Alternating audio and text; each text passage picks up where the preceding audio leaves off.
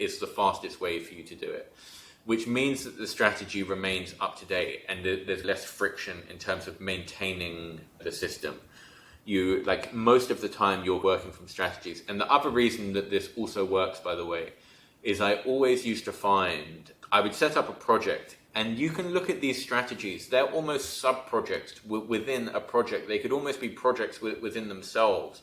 And I used to run into so much friction because we would have like one main project as a model, but then I've got all these different sub-projects. Like I've got all these different marketing channels that are operating and going on, that are projects within themselves, with subtasks within themselves, and it just didn't really work. Whereas now this is all categorized as one project, and these are just different strategies within them, and it's very clearly defined what needs to be done in order for this strategy to become active. And you are also required to set an owner to every single strategy to make sure that it's being executed on, as well as your review and quality assurance processes.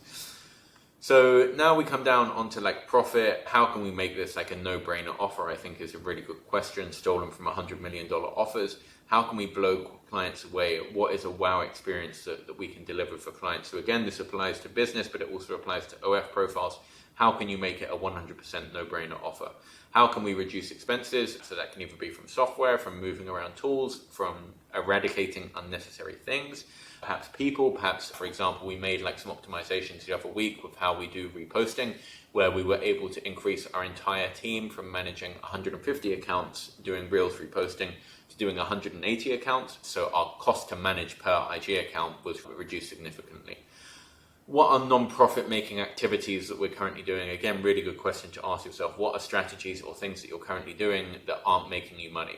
Get rid of them. And yet, just going through this, remember, this isn't just a template for OF models. This is a template for all of my businesses. Scale. This is, I think, where things start to get interesting. Like a good starting place is to have at least 5 systems in place for fulfillment, 3 in place for marketing, 3 in place for sales. You should have that very easily. This is an overview of all of the systems and SOPs that are operational within your business. This is only for Twitter comment reply strategy. So if we do everyone else, here we have a high level overview of all of the systems and SOPs that are currently being used within the business. And as well, we can add the relation to where are they currently being used and what software and tools are being used. Yeah, so we can see where they're actually being used. We could even group by where they're being used. You're not able to add in a system until you reach the scale stage. You don't have direct access to this database. You need to go through the strategy and add in a system from there. It forces you to work from strategies to make sure that you're building systems and working on tasks related to specific strategies that should make you money. So it's just a kind of way of staying focused. Down here, you have an overview of all of the people within your team in case you need to quickly go into any of them. And also you have access to all of the reviews that are taking place within your business.